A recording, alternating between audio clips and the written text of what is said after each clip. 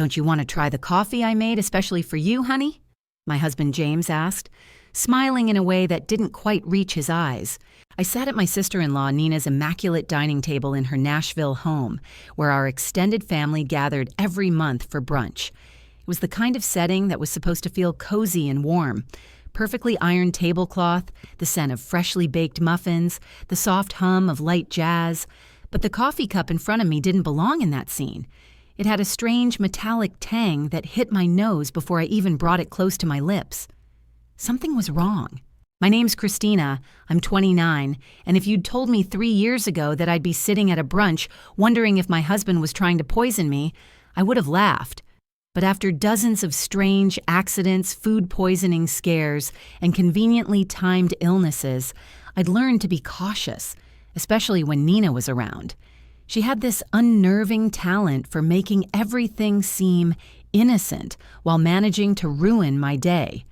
A spill here, a wrong ingredient there, always followed by that same polite, apologetic smile, the one James was wearing now. "How thoughtful of you," I said, forcing a smile as my brain scrambled for an exit strategy. The scent from the cup was wrong, too sharp. It reminded me of that time last month, after tea at Nina's house, when I spent the night in urgent care hooked up to fluids. The doctors couldn't explain my symptoms, and Nina had been so insistent. I made the tea just like I always do. She sat across from me now, idly stirring her own untouched coffee, eyes trained on me like a hawk pretending to be a dove. "James has become quite the barista lately," she said with a smirk. "He's been experimenting with different brewing methods, just for you." That last part, "for you," was emphasized in a way that made my skin crawl. Lately, James had been spending a lot more time at Nina's house. He said they were working on a surprise for our anniversary, but things felt off. Too many hushed conversations that stopped when I walked in. Too many cryptic messages I glimpsed on his phone before he turned the screen away. And now this weird coffee with its unsettling smell? I lifted the cup, bringing it close to my lips like I was about to sip. Instead, I focused on their expressions. James looked tense, Nina oddly satisfied. Then I had an idea. "Oh, would you look at that?" I said, glancing at my phone like I'd just remembered something urgent. "I need to make a quick work call. Nina, do you mind if I use your study?"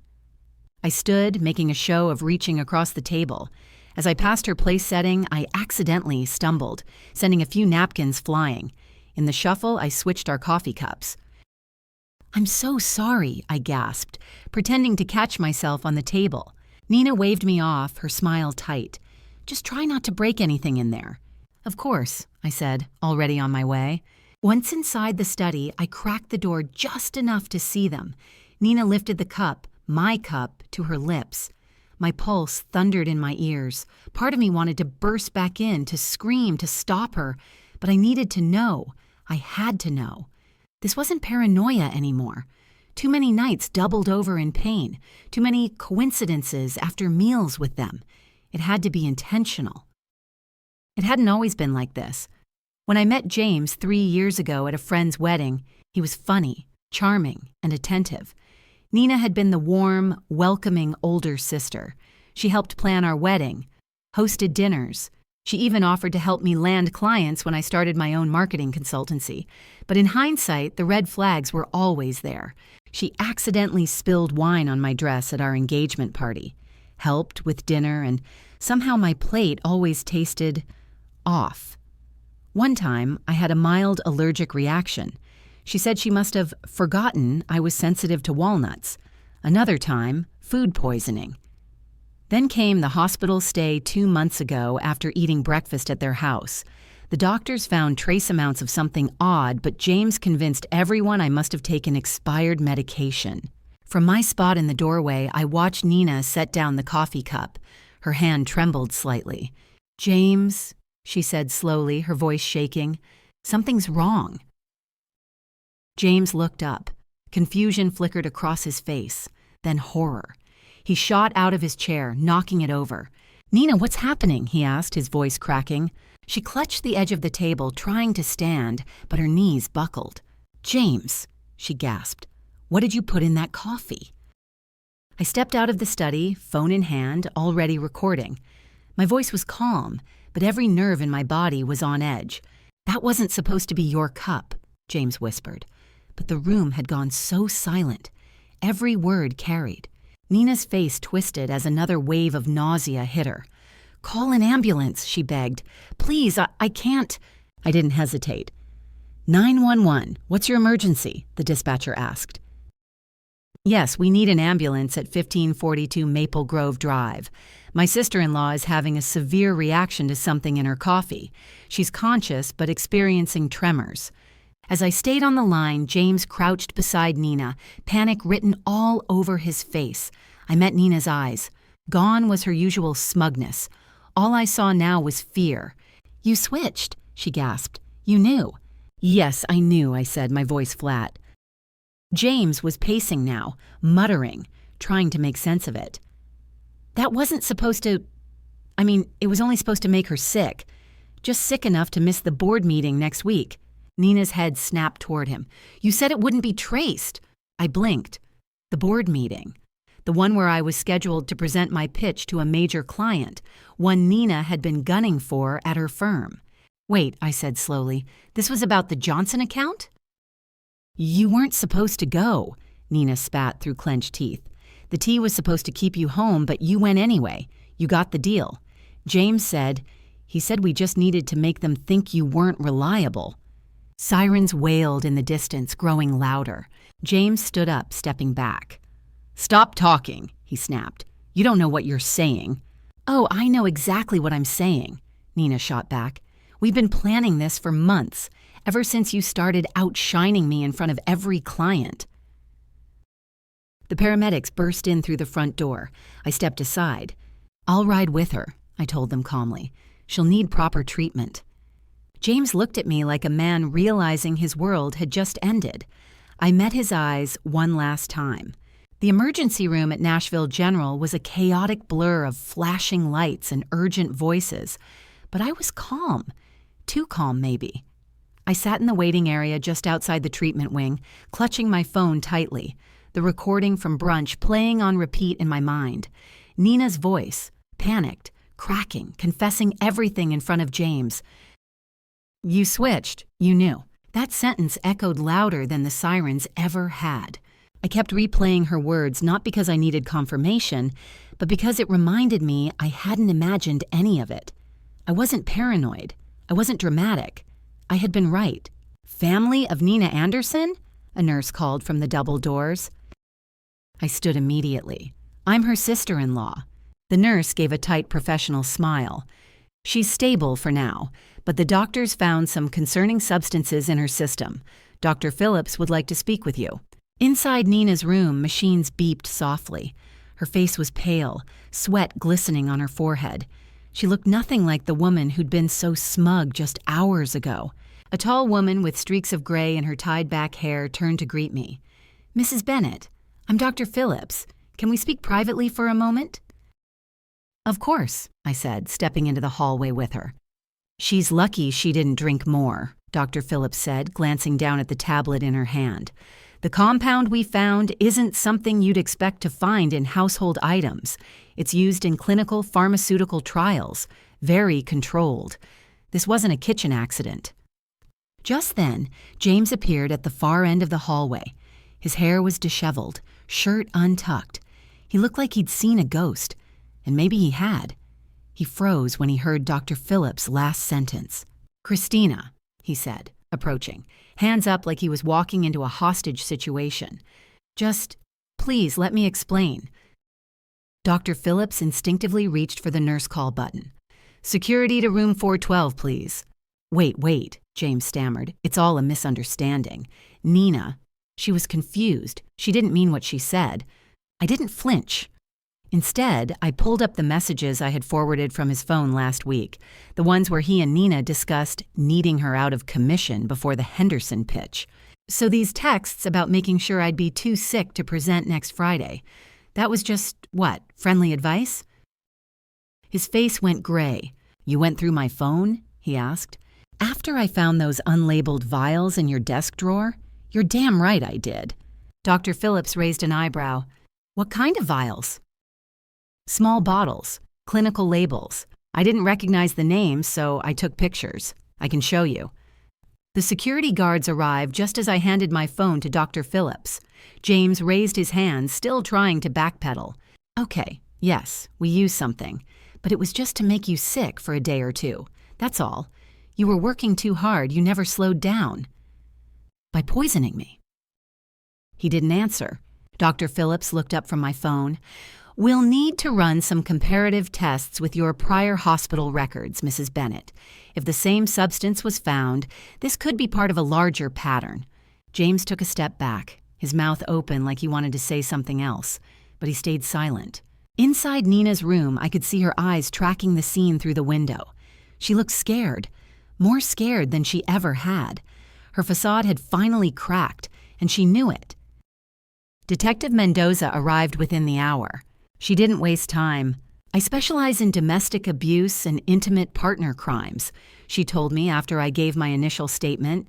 And from what you've described so far, this sounds like a long-term pattern of targeted harm. I nodded and pulled out a folder from my purse, something I'd quietly been building over the past several months. Notes, photos, screenshots, every odd incident carefully documented. February, I said, flipping to the first page. Dinner at Nina's. I had stomach cramps for 2 days, no explanation. April, tea at her house, ended up in urgent care. June, breakfast. Same thing. Every time the symptoms were just different enough that nothing showed up in tests. Mendoza flipped through the pages, her brows tightening. You've been documenting everything? I had to. No one believed me. Every time I got sick, James had a new excuse. Food sensitivity, stress, a bug. But I knew. I reached into my bag again and pulled out a second phone. This one's my backup. Separate number. I used it to record conversations when I felt unsafe. I have several clips where they talk about me. They're careful, but in one, Nina says, clear as day. The Henderson account is worth millions. We just need to make her sick enough to miss it. Mendoza took the phone, her expression unreadable. They were planning this like it was a business strategy, I added. Not sabotage, strategy. Just then, another officer walked in holding an evidence bag.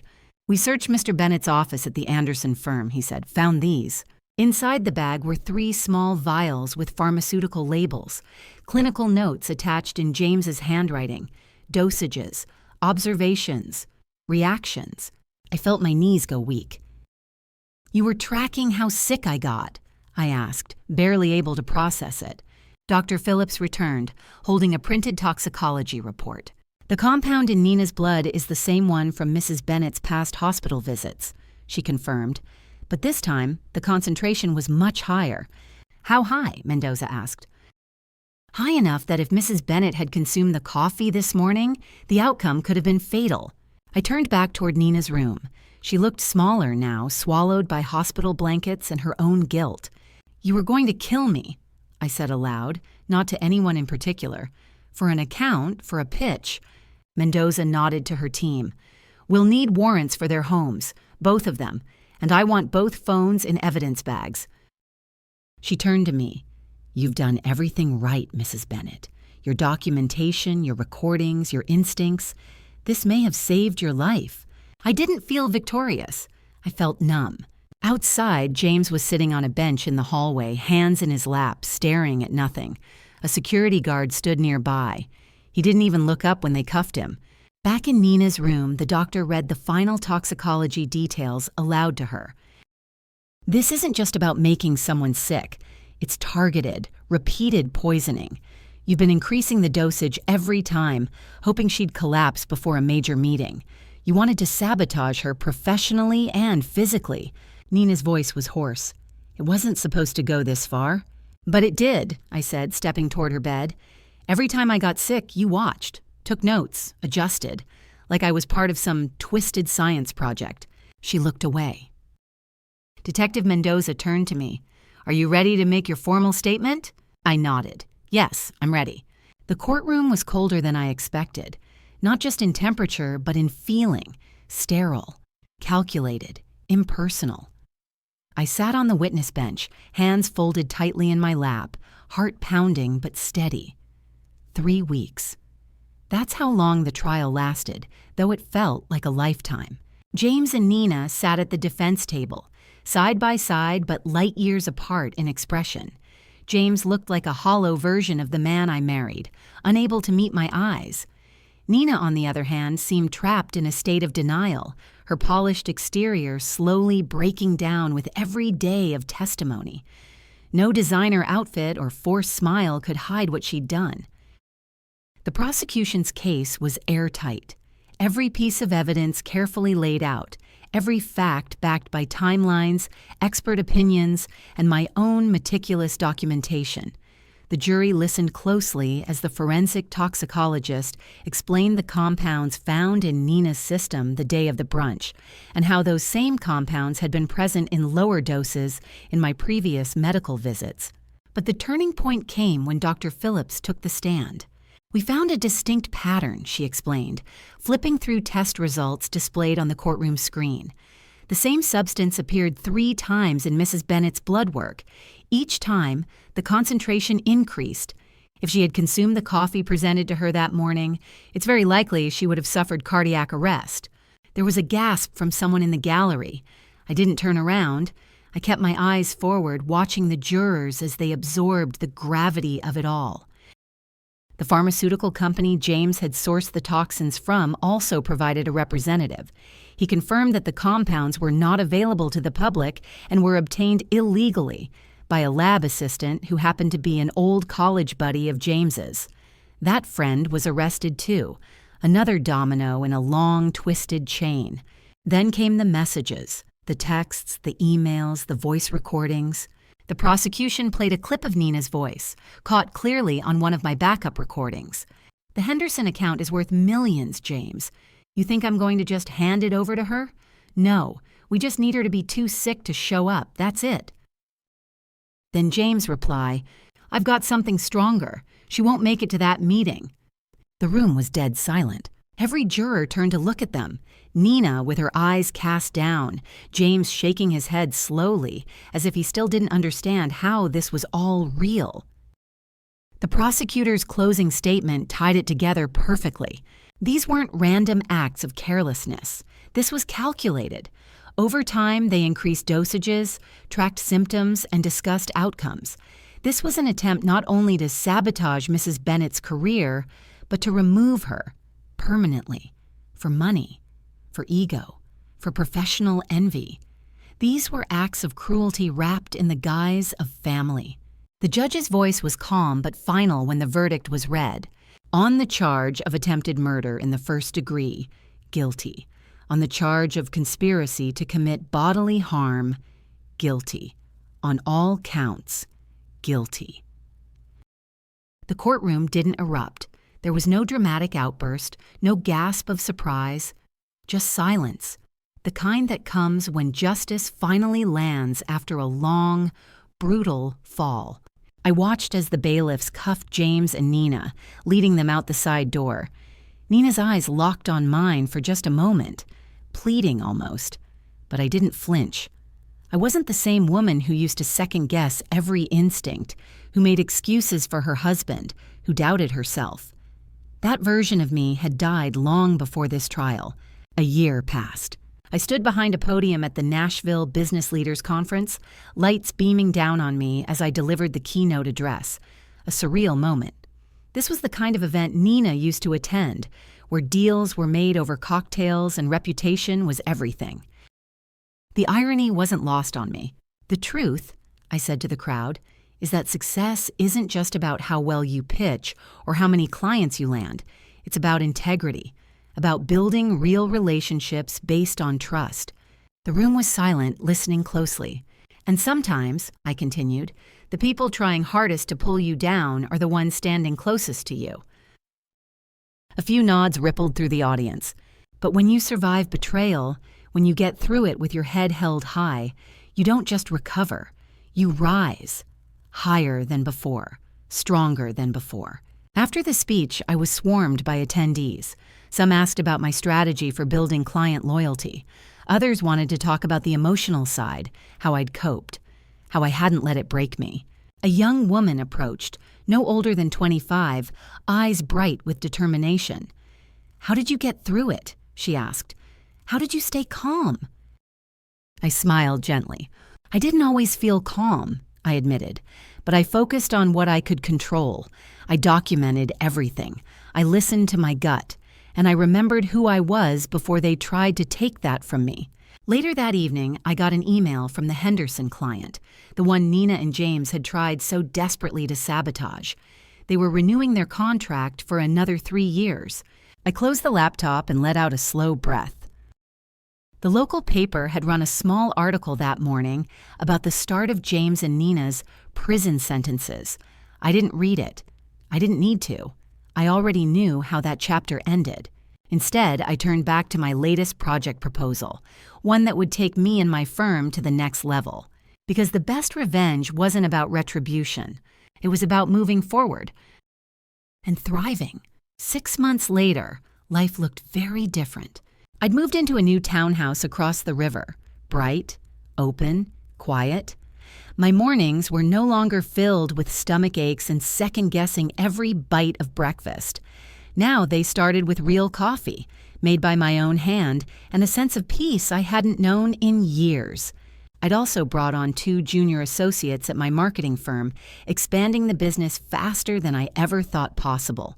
Word had spread about how I'd handled the situation, with calm, with proof, with integrity, and more clients had come knocking, including several who used to work with Nina. I never gloated.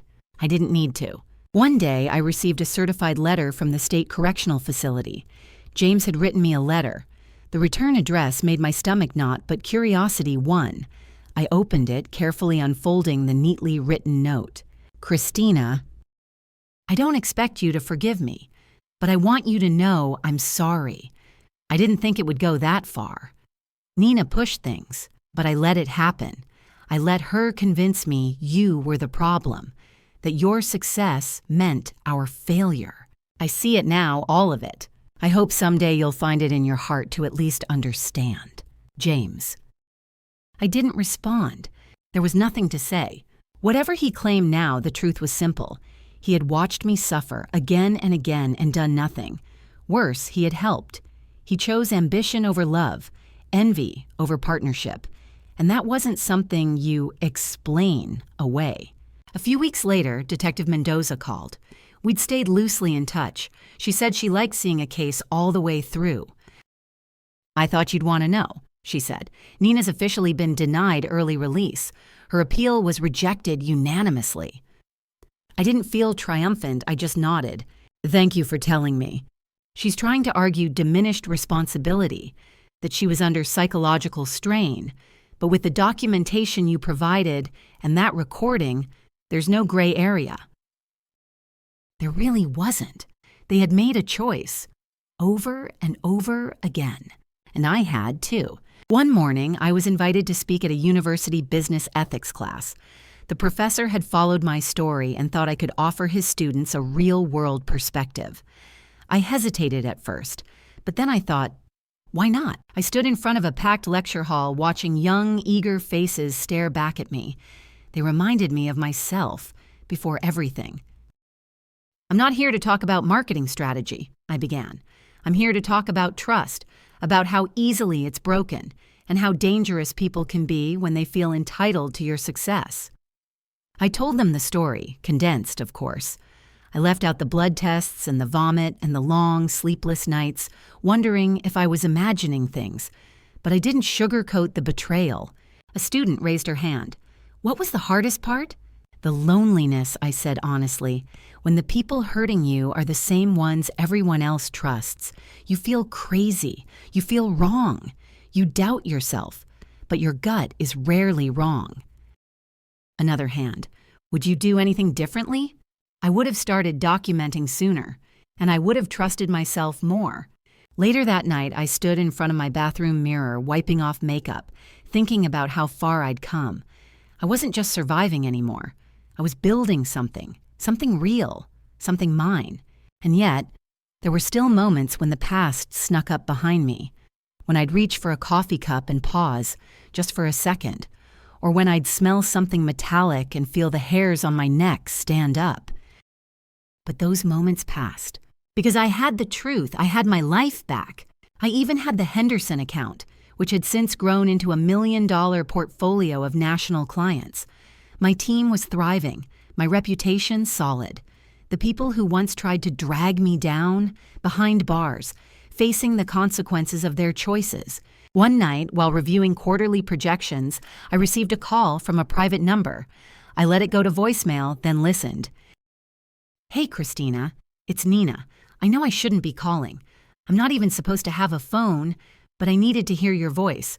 I wanted you to know I think about what I did every day, and I wish I could take it back.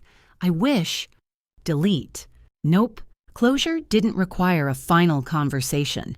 It didn't need a drawn-out apology or some melodramatic reunion.